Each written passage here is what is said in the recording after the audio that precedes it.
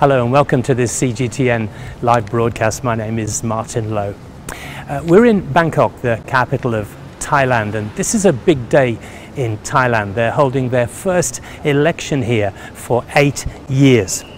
Now, Thailand was the first country in Southeast Asia to adopt a democratic form of government, but that democracy has been suspended for the last few years. Now, could today be the day that democracy is restored?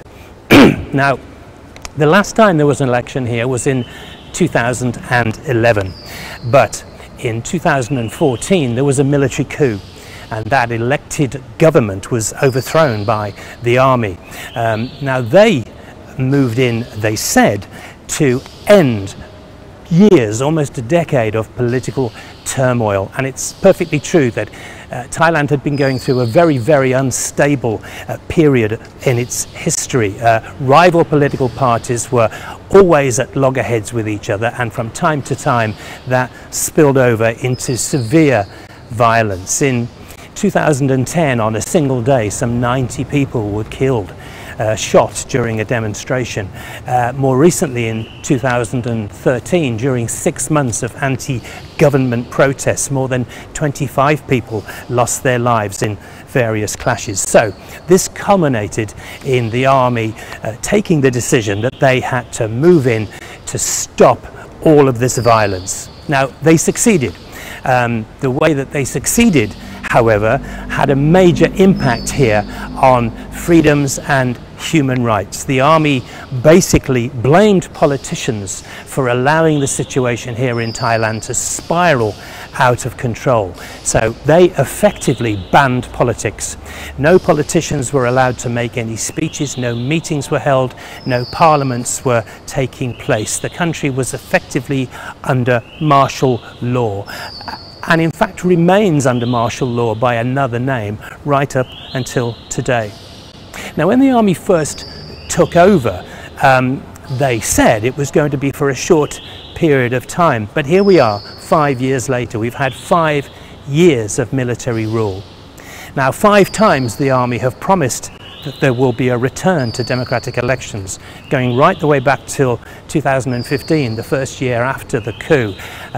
One by one, each of those promises have not been met, and the elections have been delayed. This election was firmly set for 1 month ago, but again it was delayed. But now here we are, March 24th, and the election is finally taking place. Now, because it's been such a long time since there were elections here, there is a huge appetite in this country to come out and vote. There are round about 50 million people in Thailand who are eligible to vote, and it is thought that between 80 and 90% of them will in fact do so. Now, we're at one of the polling stations in central Bangkok, and in just a moment we'll go and have a closer look about what's happening.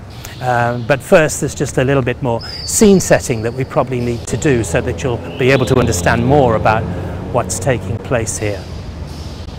Now, because this election has been so long in coming, and because there is such a thirst and such an appetite for a return to voting, there's a huge turnout on all sides. There are some 11,000 candidates who are standing for various different political parties, and in fact there are 81 political parties who are represented one way or another at this election.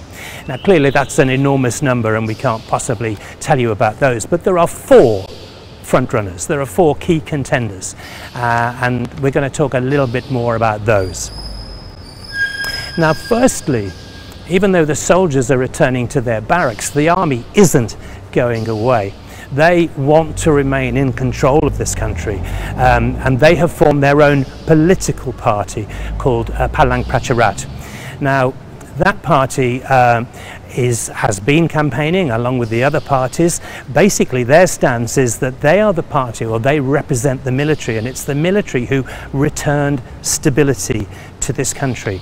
Now, we've said already there have been 5 years of lack of freedoms and erosion of human rights. In fact, many people who opposed the military at the time of the coup were rounded up, politicians, academic journalists. A lot of people were taken into military custody for what the army called attitude adjustment, and any dissent was outlawed by law and completely quashed.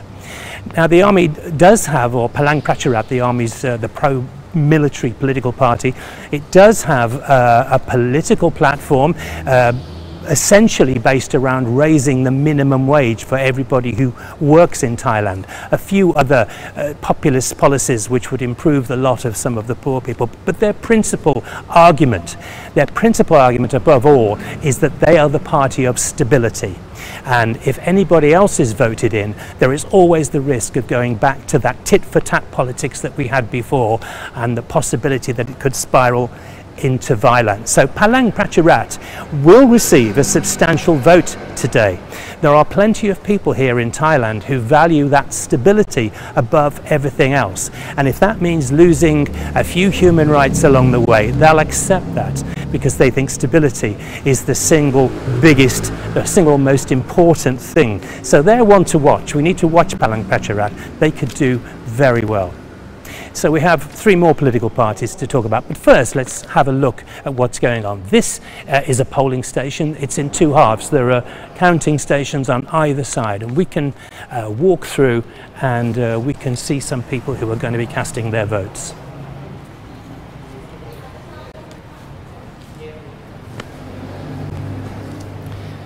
So these are people who have arrived and who have registered, and they are now making their way to the various ballot boxes where they'll be able to cast their vote. It's a new system here. People used to have 2 votes, one for the candidate they wanted to vote for and a separate vote for the party that they wanted to support. But those 2 functions have now been combined in a single ballot paper. So the candidate that you vote for, you will also be casting a vote for his or her party.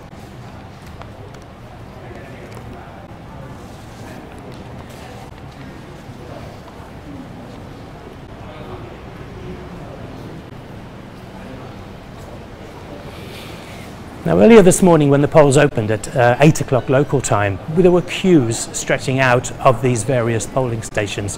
So many people turned out early that it's calmed down a little bit now, and the polls are open for another couple of hours, but there's a steady stream of people who continue to come here to cast their vote.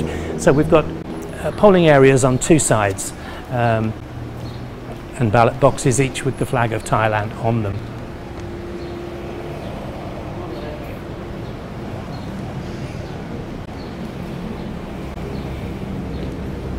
Let's make sure we keep out of everybody's way.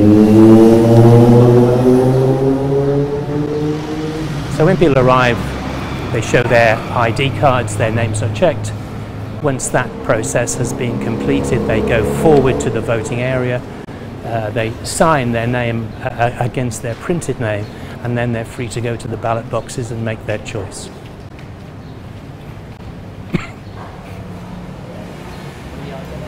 So let's come on to party number 2, and that's the Pheu Thai party.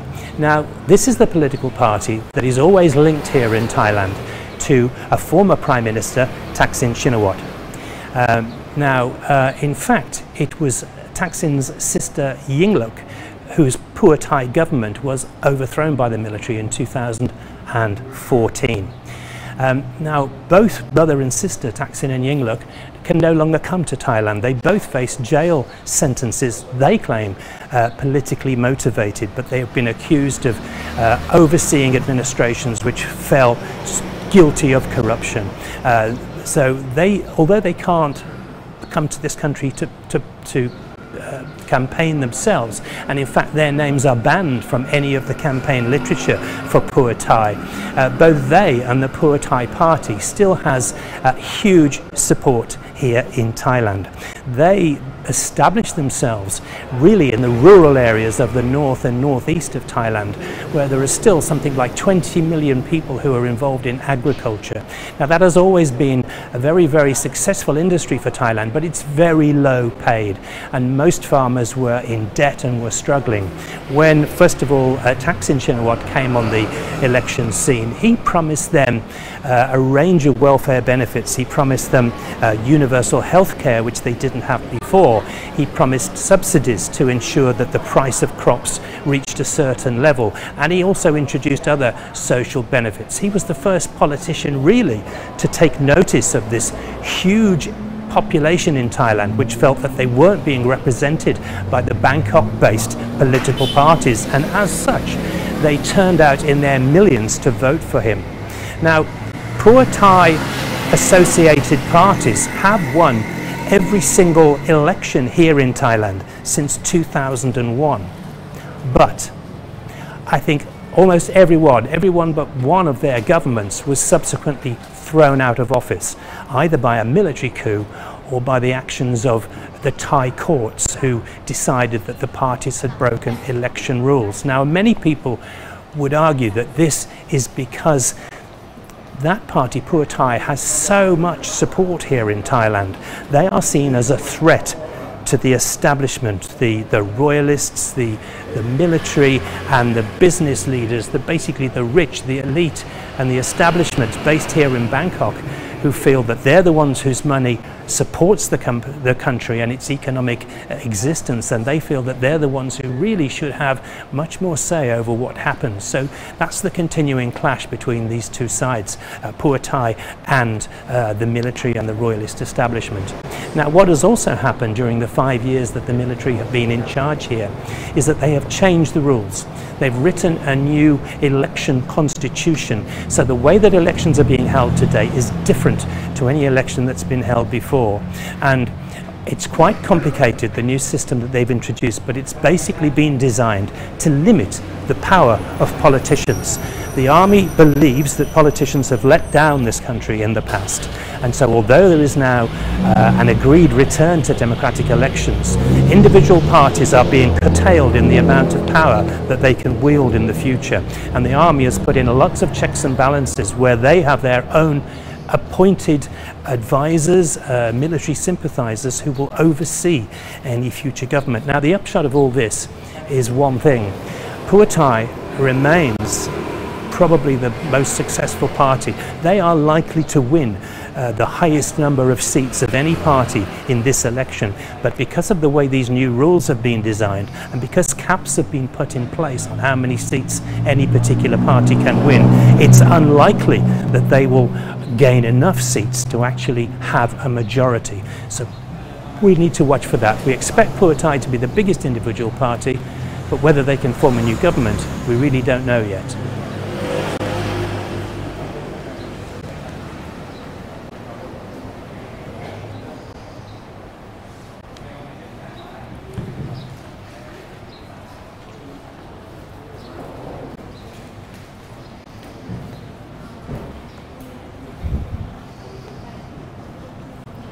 So the polls have now been open for about, I think, 7 hours, and we have another 2 hours or so to go.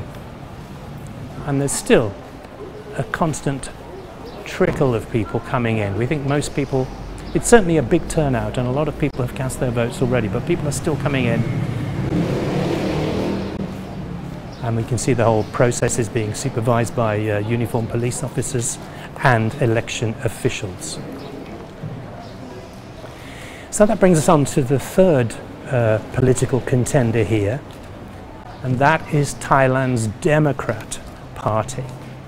Now, the Democrats are the oldest political party here in Thailand, and they basically speak for big business. They're seen as being allied to the military and the establishment camp. Traditionally, the Democrats come second. Pheu Thai win the elections and the Democrats are the second biggest party, and they would come second. This time, of course, they may well come third, because we have the advent of the pro-military party, Palang Pracharat.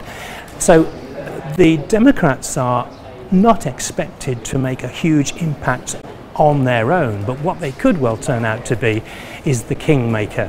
They could well form an alliance, and with their votes added to another party, that could take that combined group of people towards that majority that everybody is seeking. And it's quite likely that they would support Palang Pracharat and the military side. So they could be the kingmakers. So the Democrats could well be the people who swing the election, albeit they're not going to win it.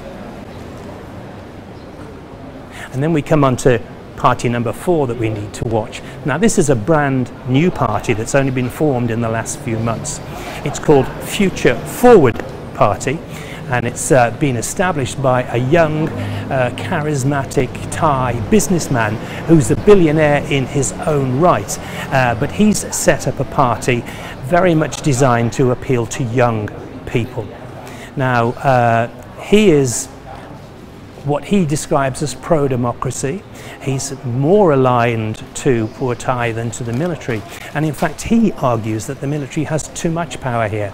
The military is not just a tool of government in this country, it's an institution in its own right, which very much shapes the way the country goes forward. Now, Future Forward Party think they have too much influence, so that party is pledging to reduce the number of senior officers in the army, and they're also promising a very popular move amongst the young. They're promising to end compulsory conscription to the armed forces, which still takes place here and which many young people don't want to take part in. Now, what's significant is that 25%, 1/4 of those who are eligible to vote in Thailand are under 35 years of age. So that youth movement could well be extremely important. So that's one to watch, Future Forward. Possibly Future Forward would align with Pheu Thai, which might give them the majority they need. Now, in the run-up to the election, the military camp Palang Pracharat have already had one notable success. There was another party who promised to put the cat among the pigeons, and they were called Thai Raksa Chart. Now that was another party that was aligned to the Thaksin side and to perhaps the Pheu Thai side, but they pulled what at the time they thought was a masterstroke. They managed to recruit a princess from the Thai royal family to be their candidate for Prime Minister. Now, here in Thailand, the monarchy is revered by all, and so many people would have voted for the princess, regardless of the policy she was standing for, because they wanted to show their loyalty to the royal family. And this caused quite a stir amongst the Thai establishment, and it was quickly made known by the reigning king and by the establishment here that it was inappropriate for a princess to stand in a general election, and her campaign was very quickly, within a matter of hours, brought to a standstill. Now she said that she was no longer a full member of the royal family. As a princess, she had many of her titles, her royal titles, stripped from her when in the 1970s she married a commoner. But nevertheless, her younger brother, the current king, King Vajiralongkorn, he made a very strong public announcement that regardless of the validity of any royal titles she might hold, as the sister of the reigning monarch, she was very much associated as a key member of the royal family, and so her political career was cut short after just a few hours. So what's the outcome of all this? The outcome of all this is it's extremely unlikely that any one party will be able to win an overall election, an overall majority in this election and form a government on its own. So what's most likely to happen is that we'll have a coalition. What we don't yet know is who's going to make up that coalition. Perhaps we should just quickly tell you also about the other important aspect of this election, which is the appointment of the new Prime Minister. Now, the Prime Minister here, under the new rules, is not voted for by the electors who come here and cast their vote in the ballot boxes at these polling stations. The Prime Minister is elected by a majority of the two houses of Parliament, the MPs in the House of Representatives and the 250 members of the Senate in the upper house of Parliament. Now, previously the Senate was part elected and part appointed, but that's another one of the changes that the military have made in their new constitution. They have now changed the upper house, the Senate, into a completely appointed body. There are no elections. All 250 members are appointed by the military. And so it does seem likely that those 250 votes for the Prime Minister are very firmly in the pocket of the pro-military side. That means that Palang Pracharat only need to win something like 126 seats out of the 500 seats in the House of Representatives to be in a position to choose the next Prime Minister. Any other party needs to win 376 seats. Now that total seems out of reach, so expect the current Prime Minister, Prayut Chan-o-cha, who was the leader of the army who staged the coup back in 2014 and who appointed himself Prime Minister after that. Expect him to remain in power. He's the most likely person to come out of this whole series of votes as the one who will remain in power. Now that could throw up all sorts of difficult possibilities if you have a Pheu Thai coalition which has the majority in the House of Representatives, but you have Prayut Chan-o-cha as Prime Minister. Politically, those two sides are diametrically opposite to each other, so it doesn't bode too well for the future of how the government will be able to operate. But people want to see a return to democracy here. This is a necessary first step. So when will we know what's happening? Well, the polls will close in just over an hour and a half, and electronic counting will begin immediately. So we do expect to have some results starting to come through tonight and possibly be completed by tomorrow. However, because we've tried to explain that it's incredibly unlikely that any one party will have an overall majority. When all those votes have been counted and the different seats have been allocated to different parties, that's when the horse trading will begin. That's when deals will have to be broken, favours called in, promises made, and whichever two or more parties can band together to get the highest number of combined votes, they will be the ones who will emerge as the eventual victors. Now, there is one other thing that we need to make you aware of, and that is we had a new king here. We had a royal succession 2 years ago following the death of a much revered king and the succession of his son, the current king, King Vajiralongkorn. Now, his official coronation is coming up at the beginning of May, and what nobody here will allow to happen is any of this deal making and horse trading to interfere with the run up to that coronation. That will take precedence here, and all of that deal making will stop out of respect for the king and for the coronation. So the election Commission here have set a date, and that's way in the future. That's May the 9th. That is the day by which the final election results will be announced. The deals that will have been made will become clear. And that's the day that we will have to wait to finally find out which will be the first elected government here in Thailand since that military coup 5 years ago back in 2014. So it's an exciting scenario. There are all sorts of different whys and wherefores, buts and maybes, and we really don't know because there is such a high turnout today.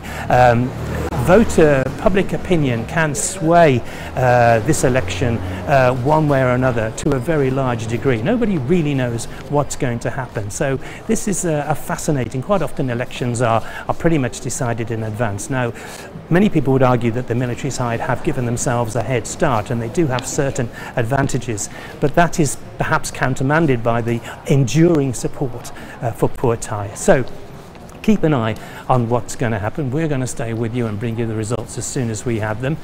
Voting will continue for another 90 minutes or so, and then the whole situation changes and the polling stations close and the counting begins. So over the next 12 to 24 hours there will be some major developments here in Thailand, and to be honest, as yet we just don't know what they're going to be. Well, we hope this look at a polling station and a brief description of the main parties involved has given you some idea of what's happening. We're going to leave it there, but thank you for joining us. Thank you for coming with us on this short journey through polling here in Thailand today. A historic day, the first election in some 8 years. And stay with us on CGTN. We'll be updating you over the next 12 to 24 hours, certainly, perhaps even sooner if the votes come through more quickly. But for now, I'm Martin Lowe. Thanks for joining us. Join us again next time.